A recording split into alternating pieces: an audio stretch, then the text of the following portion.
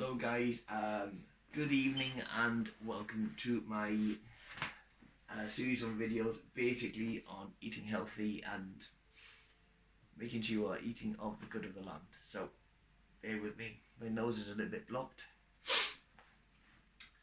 I want to go over with you all how to use principles of nutrition for reversing health conditions, chronic and potentially acute, but more like chronic health conditions, metabolically speaking, that have their roots in nutrition or lack thereof. We are also going to be talking about meals, cooking, how to prepare the correct foods so that you will eat or get the best out of what you are putting in your body, ensuring you are fueling correctly by eating of what God says, which is the good of the land. Example. So, for those who don't know me yet out there on the interweb, or internet as they call it, I am a born-again Christian and I am going to be doing more videos on series such as how to use the 7 foods from the Old Testament in order to make sure you are getting the best out of your body. So, with that in mind, and whilst I figure out how to get this message across correctly, this is not just a series of biblical talks, but I am using common sense, teachings, education and inspiration as I feel led to make sure that you are getting the best out of you, living the best version of you. It's that simple, right? No fluff, no kalala, no kalulu. It's simple as that, right? So, excuse me. Principles of nutrition for reversing chronic conditions go such as 1. Eat whole and eat minimally processed foods, including less oils, less processed fats. You get the idea, right? Less crisps, less muffins, less of the ultra fine sugars, white carbohydrates, yada, yada, yada. Anyway, why should you eat whole foods? Well, it's quite obvious really, because they contain more fibre. You're more likely to be perky rather than down in the dumps because you're feeding your gut microbiome, and you are more likely to be energized mentally, and your hormones are more likely to be rather than in the dumps. You know what I'm saying? Yeah.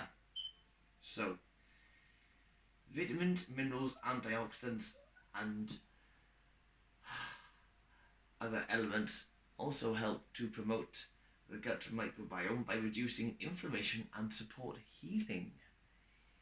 And we're talking about digestive healing the anywhere from the inside of the lungs all the way down to the stomach, the duodenum, the ileum, which is your large and small intestine, healing the inflammation and reducing skin issues inside down in here, kidneys, pancreas, yeah, all the organs basically. There's a few more in there, but ladies, listen carefully, because this is also very beneficial for some of you who have, and disclaimer, I am not a doctor. I was said these foods will help with autoimmune diseases such as polycystic ovary syndrome, PCOS, right? It will help. Has been shown in some studies to help with reduction of polyps and other issues that ladies face. These foods and the types of foods we eat, whole grain, have also been shown to help reduce ulcerative colitis and reduce ulcers, which are also inflammation based. So yes, and that's a buildup of uric acid and calcium, creating ulcers or other issues in the body. So, going further on, examples of eating correct food so you get your results: fresh vegetables. Leafy greens are one of my favourite because of the prebiotic effect it has. Also helps reduce inflammation along the linings of the nerves, potentially. So can help with other conditions, potentially, right? But I'm not a doctor, so this is all about food healing you. Foods that help to reduce inflammation or chronic inflammation and the root cause of these things, such as leafy greens, spinach and kale, but not exclusively, right? Chard as well, there's lots of them. Berries and cherries. Did you know that blueberries help with antioxidation of the cells? Help with also with reducing inflammation of the cells, so that's always a good thing, right? Bonus. Fatty fish, salmon, sardines, and other ones similar to them. Very much good for healing and inflammation reduction, so helping with cells healing themselves. Turmeric, ginger and garlic, because of their high levels of magnesium, zinc, potassium, copper, manganese and so on, minerals which help to repair. Simple guide. Also for people who do weight training, you need the foods because you are needing to reduce the inflammation so you can build muscle without having problems. Yes. Olive oil, preferably extra virgin olive oil, which looks something like this. The sharper, the better. Full of polyphenols, also some other things such as vitamin D3 and minerals that basically help to reduce inflammation in the body. Fairly simple, right? So we're not going to go too much further on, guys. However, did you know that to support the gut health and to help reduce the inflammation, it is also wise, right? Not essential, but wise to include fermented foods such as sauerkraut, kimchi, yogurt. That does mean dairy, guys, unless you're lactose intolerant, so be careful, right? And other live cultures, if you understand what that means. If not, go Google it or pick up a dictionary. Prebiotic fibers, onions, garlic, leek and asparagus. Also olives. Don't forget your olives, because those are from Israel, Greece, Italy. Also, biblically speaking, used to enhance your health. Yes, I'll go deeper into that in the teaching on the 7 foods, biblically speaking, which help heal you, coming in the next 2 weeks or so. So guys, it's that simple. Here are a sample of a few healing meals or foods as well as beverages. Right, we're going with chia seed pudding with unsweetened almond milk, berries. Personally, I would do blueberries, raspberries myself. You can use gooseberries, you can use any type. It's entirely up to you.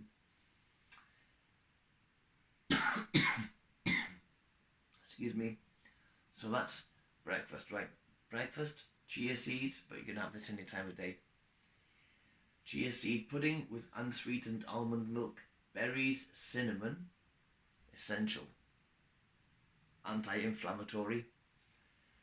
And your drink is either a herbal tea made from fresh ginger, preferably, can use shot based, or dandelion. You know those little yellow flowers out there in a garden that you all think are not very good. Dandelion. That's why we have dandelion and burdock root beer, not beer. Healthy ale. Yes, non-alcoholic, of course. Right, a snack, for example, to reduce inflammation throughout the day would be a handful of walnuts. A handful, not a packet full, because of the amount of saturated, unsaturated, and monosaturated fats contained in the walnuts. Although they have a healthy dose of iron, vitamin D3, load in fiber, don't eat too many. Ensure you're having this with some apple slices, ideally a green apple. You can use a Granny Smith, you can use a Pink Lady, any type, but watch the sugar content in some of the more red varieties of your apples, please. Dinner, for example, grilled salmon, not fried, not roasted, grilled salmon, so the more of the fats come out of the fish, not the, don't need too much of the fat. You can have as much as you need, but try and grill it if you can. Or lentil stew.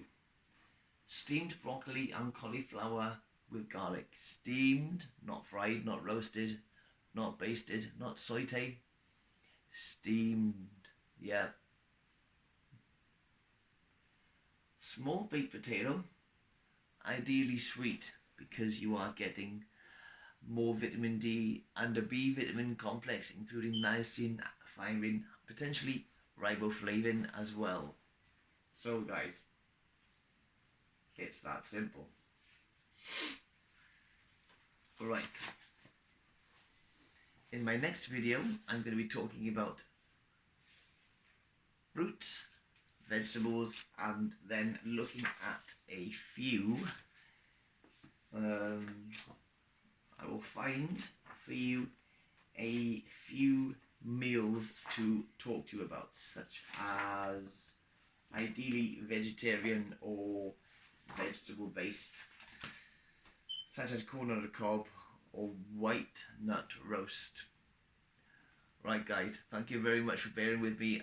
To all of my subscribers out there, thank you for being a part of this channel. Without you, this would not be possible. If you like what I do, please don't forget to like, share and subscribe on YouTube. Optional, guys. I'm just putting information out there. Love you all, and I'll see you in the next video soon. Thank you.